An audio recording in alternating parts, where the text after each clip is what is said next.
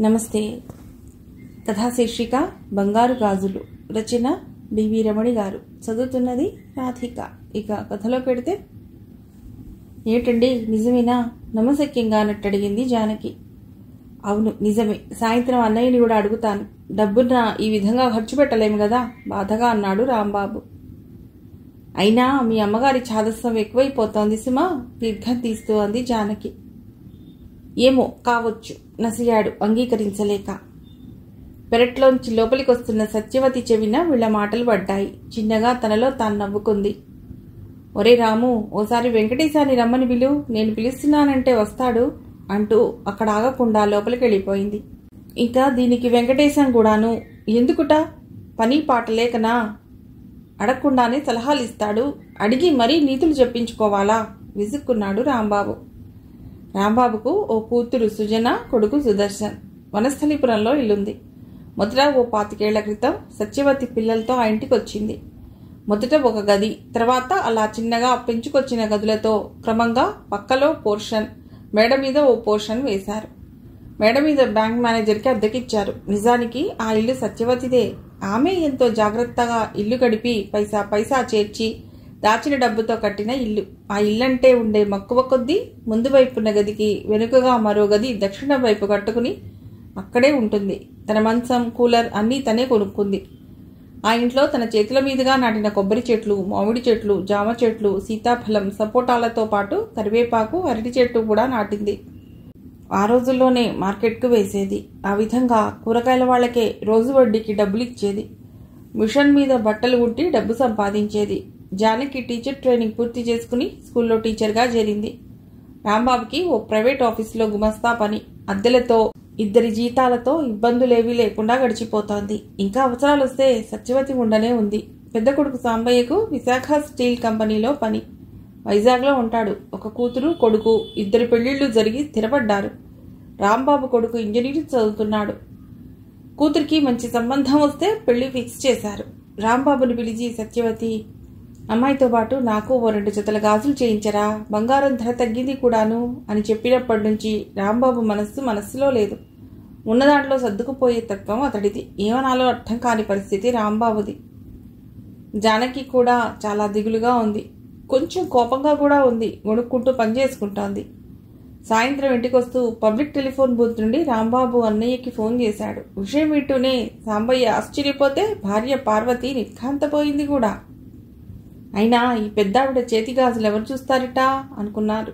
తమ్ముడి పరిస్థితి తెలుసు గనక PF లోన్ తీసుకుని భార్యాభర్తలిద్దరూ ప్రయాణమైనారు. పెళ్లి పనులు చకచకా సాగుతున్నాయి. సత్యవతి తన గదిలో కూర్చుని ఉంది. వెంకటేశం దూరపు బంధువు, వరుసకి బాబాయ్ అవుతాడు. అంతా సత్యవతిని పెద్దమ్మ అని పిలుస్తారు. వెంకటేశం కూడా అలాగే పిలుస్తాడు. ఇంట్లోనూ చుట్టాల్లోనూ కూడా సత్యవతి మాటకు మంచి గురి.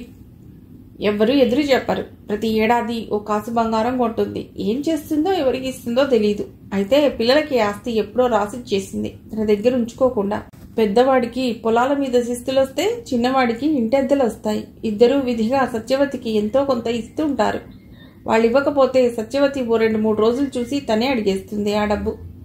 ఎవరికి ఇస్తుందో, దాన ధర్మాలు చేస్తుందో, ఏ విరాళాలు ఇస్తుందో తెలియదు. అడిగితే చాలా కోపం వచ్చేస్తుంటుంది. చేతిలో ఏదుంటే అది విసిరేస్తుంది.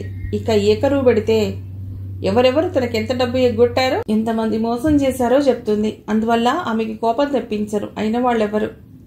పాపం సత్యవతి తన కోసం అంటూ ఏ ఖర్చు పెట్టుకోదు. మనవలకి, మనుమరాళ్లకి ఏదో శక్తి కొద్దీ కొంటూ ఉంటుంది. ఇంటికి తనని చూడటానికి ఎవరొచ్చినా తాంబూలంతో, పండుతో పాటు కొద్దిగా డబ్బు కూడా ఇస్తుంది. అది ఆవిడకొక తృప్తి. ఆమె అంటే బంధువర్గంలో ఓ ప్రత్యేకమైన స్థానం, గౌరవం, మర్యాద ఉన్నాయి. భర్త చిన్న వయసులోనే చనిపోతే 2.5 ఎకరాల మాగాణి కౌలుకిచ్చేసి పిల్లల్ని చదివించుకోవాలని హైదరాబాద్ వచ్చేసింది. ఎన్నో సంవత్సరాల క్రితం మామగారు కొన్న స్థలం వనస్థలిపురంలో. అక్కడ ఇల్లు కట్టుకుంది. ఎంతో కష్టపడింది.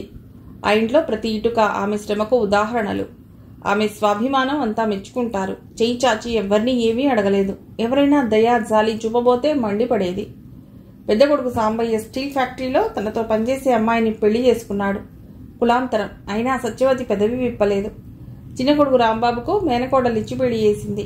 పెళ్ళయ్యాక టీచర్ ట్రైనింగ్ చేయించి స్కూల్లో ఉద్యోగం వచ్చే వరకు కన్న తల్లిలా చేసి పెట్టింది. ఎక్కువ కాలం చిన్న కొడుకు దగ్గరే ఉంటుంది. ఆ ఇంటి మీదున్న మమకారం కొంత అయితే మనవరాలు సుజన మీద వల్లమాలిన అనురాగ పాశంతో ఉన్న బంధం కావచ్చు. చీకటితో లేచి పట్టుచీర కట్టి వంట వార్పు చేస్తుంది. వండింది రాత్రికి తనకి కొంచెం ఉంచుకుని కోడలు జానకిని పిలిచి చేస్తుంది. ఆడపిల్లకి పని రావటం అవసరం అంటూ సుజనకి అన్ని పనులు నేర్పింది. చదువుతో పాటు నాయనమ్మ దగ్గరే సంగీతం కూడా నేర్చుకుంది. మధ్యాహ్నం వేళ 1 గంట నడుము వాలుస్తుంది. సాయంత్రం తప్పకుండా గుడికి వెళ్ళిపోతుంది పురాణ కాలక్షేపానికి. ఇంటికొచ్చి ఉదయాన్నే అట్టిపెట్టుకున్న భోజనం ముగించుకుని తన గదిలోకి వచ్చేస్తుంది. ఆ గదిలో నిలువెత్తు వెంకటేశ్వర స్వామి పటం ఓవైపు, వేరే వైపు భర్త ఫోటో ఉంటాయి. అక్కడే కృష్ణ రామ అనుకుంటుందో, గతం తవ్వుకుంటూ కళ్ళనీళ్లు నింపుకుంటుందో ఎవరికీ తెలియదు. అటువంటి సత్యవతి, ఏదీ పట్టనట్టుండే సత్యవతి హఠాత్తుగా 2 జతల బంగారు గాజులు చేయించమంది అంటే ఎవరికీ నమ్మశక్యం కావటం లేదు. ఆదరా బాదరా వెంకటేశం వచ్చాడు. ఏంటిది పెద్దమ్మ, బంగారు గాజులు అడిగావంటనే, నిజమా అంటూ ప్రశ్నించాడు. అతడి వైపు సాభిప్రాయంగా చూసి, ఏరా నేను బంగారు గాజులు వేసుకోకూడదా అని అడిగింది. అటగాదులే, వేసుకోవచ్చు అని నసిగాడు. ఏం చెప్పాలో అర్థం కాక. పెళ్లికొచ్చిన వాళ్ళంతా చెవులు కొరుక్కోవటం, తనని చూస్తూనే మౌనం పాటించటం కంటి చివరి నుండే చూసి గ్రహించింది సత్యవతి. తూర్పు తెల్లవారలేదు, ఇంకా చీకట్లు నిండే ఉన్నాయి. సాంబయ్య వచ్చి ముందుగా గాడి తట్టకుండా తల్లి గది తట్టి లోపలికొచ్చాడు. అప్పటికే స్నానం జపం కానిచ్చుకున్న సత్యవతి రుద్రాక్షలు దిప్పుతూ మంత్రం జపిస్తోంది. పసుపచ్చని జరీనేత చీర, నుదుట విభూతి బొట్టుతో దైవ సాన్నిధ్యంలో ఉన్న తృప్తి మొహం నిండా ఉంది. అమ్మా ఎలా ఉన్నావు? సాంబయ్య ప్రశ్నకి కళ్ళు తెరిచింది. మమకారం తెచ్చిన నవ్వు పెదవుల మీద లాస్యం చేస్తుంటే, బాగున్నారా, మీరెలా ఉన్నారు? సత్యవతి ప్రశ్న పూర్తయ్యేలోపు పార్వతే లోపలికొచ్చింది. ఎలా ఉన్నారత్తయ్యా అంటూ కుశల ప్రశ్నలయ్యాక తన బ్యాగ్ తెరిచి 10,000 రూపాయల గట్ట తీసి తల్లి చేతిలో పెట్టాడు. ఇంతెందుకమ్మా అంది సత్యవతి. ఉంచమ్మా, పర్లేదు, తమ్ముడికి కూడా తెచ్చాను, నీ ఖర్చుకుంచుకో మనస్ఫూర్తిగా అన్నాడు. కొన్ని క్షణాలు సాంబయ్య కళ్ళలోకి పరిశీలనగా చూసింది. ఏమిటమ్మా అలా చూస్తున్నావు? సాంబయ్య అడిగాడు. ఏమీ లేదు గాని కాఫీలు అవి తాగండి అంటూ తల తిప్పేసుకుంది. సన్నటి కన్నీటి పొర కొడుకు కంట పడకూడదని. ఆ తర్వాత పెళ్లి పనుల్లో మునిగిపోయారంతా. ఎవరిని ఏమీ అడిగే అవకాశమే రాలేదు. రాంబాబు మాత్రం తల్లిని పిలిచి పనుల్లో కలుపుకోలేదు. సత్యవతి చొరవగా వెళ్లలేదు, తన గదిలోనే ఉండిపోయింది. రాత్రి 9 గంటలకి ముహూర్తం. 7 గంటలప్పుడు రాంబాబు గదిలోకొచ్చి 4 గాజులు తల్లి చేతిలో పెట్టాడు. మొహంలో మత్సుక్కి కూడా నవ్వులేదు. ఆశ్చర్యం వేసింది. ఇన్నేళ్లు వాళ్ల ప్రతి అవసరాన్ని అడగకుండా కనిపెట్టి మరీ చూసింది. అది తనకే తెలుసు. పెద్దవాళ్ళయ్యాక ఇంత చులాగ్గా, సునాయాసంగా, కన్వీనియంట్గా మర్చిపోగలరు? వింతే, కానీ అది లోకం తీరు అనుకుంది. పెళ్లి చక్కగా జరిగింది. పక్కనే ఉన్న స్కూల్లో చేశారు. మ్యారేజ్ హాల్ ఖర్చు కూడా లేకుండా. కుర్చీలో కూర్చుని పెళ్లి జరిగేదాకా ఉంది సత్యవతి. తర్వాత చిన్నగా నడుచుకుంటూ ఇంటికి వచ్చేసింది. తలుపు తాళం తీసుకుని గదిలోకి వచ్చి భర్త ఫోటో దగ్గర నిలబడింది. కళ్ళ నుండి నీళ్లు జాలువారుతుంటే మౌనంగా నివేదించుకుంది తన బాధను. పెళ్లి కూతుర్ని, పెళ్లి కొడుకుని ఇంటికి తీసుకొచ్చారు. వాళ్ళొచ్చేసరికి ఇల్లు అలంకరించి ముందు షామియానాలో కుర్చీలు వేయించింది. లోపల వంట వాళ్లతో పిండి వంటలు, కాఫీ, టిఫిన్లు రెడీ చేయించింది. తెల్లవారుతుండగా వచ్చారు. అన్ని వేడుకలు చేసుకున్నారు. మలక్పేటలో అబ్బాయి ఇంటికి బయలుదేరారు. పెళ్లి కూతురుతో వాళ్ల పిన్ని వెళ్ళింది. ఇంతమందిలో సత్యవతి లేని వెళ్తి ఎవ్వరికీ తెలియలేదు. అంటే ఆశ్చర్యమే మరి. ఇల్లు సద్దుమడిగింది. హాల్లో కూర్చుని 2 కొడుకులు 2 కోడళ్లు చర్చించుకుంటున్నారు. గదిలో సత్యవతి మంచం మీద పడుకుని పైకప్పు చూస్తోంది. ఏరా అమ్మేది? సాంబయ్య అడిగాడు. గదిలోనే ఉంటుంది అన్నాడు రాంబాబు. నీ వెళ్ళి ఏమన్నా కావాలేమో అడగనా? పార్వతి అంది. ఏం అక్కర్లేదు, కావాలంటే అడగగలదు. గాజులు అడగలేదా? రాంబాబు అన్నాడు. అందులో వ్యంగ్యానికి సత్యవతి మనస్సు కలుక్కుమంది. కంటి చివర్ల నుండి జలప్రవాహం ఆగట్లేదు. 25 ఏళ్లు నిండకుండా భర్త చనిపోతే 2 పసిపిల్లల్ని పెంచుకురావటానికి తానెన్ని అగచాట్లు పడిందో తనకే తెలుసు. తన పిల్లలు ఇంతవరకు తన సలహా సంప్రదింపులు లేకుండా ఒక్క పని చేయలేదు. తన నమ్మకం వాళ్ళు చేయలేరని. పొలం కాగితాలు పెద్దవాడికి రాసిస్తుంటే, ఎందుకమ్మా వద్దు, నీ పేరునే ఉండని అని మాట వరసకి కూడా అనలేదు. అంత కష్టపడి కట్టుకున్న ఇల్లు చిన్నవాడికి రాసిస్తుంటే, అదేంటమ్మా నీ దగ్గరే ఉండని అనలేదు. ఇప్పుడు తను 2 జతల గాజులు అడిగేసరికి ఎంత బరువైపోయింది. భరించలేని బాధతో గుండె తూట్లు పడుతుంటే పక్కకి ఒత్తిగిల్లింది. వీళ్ళు తన వాళ్ళు, తన రక్తం.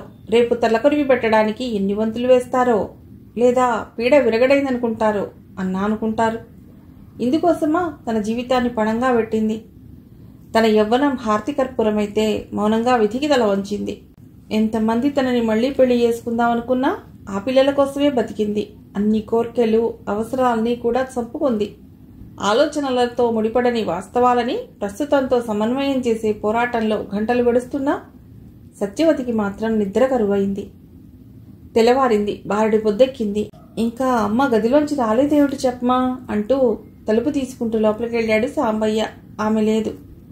సాయంత్రం అయిపోయినా రాలేదు. రాంబాబుకి భయం వేయసాగింది. ఆ రాత్రి కూడా గడిచింది. మరుసటి రోజు కూడా గడిచింది.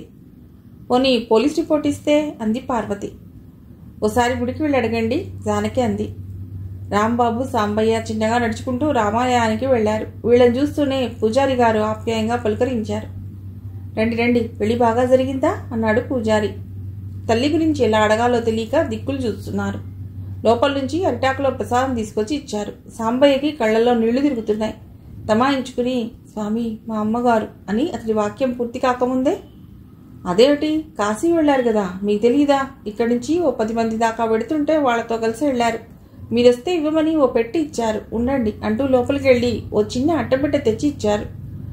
ముందు తల్లి క్షేమంగా ఉన్నందుకు గొప్ప రిలీఫ్ పొందారు. ఆ అట్టబెట్టెలో కాగితంలో చుట్టి ఓ గోద్రేజ్ తాళం చెవి ఉంది.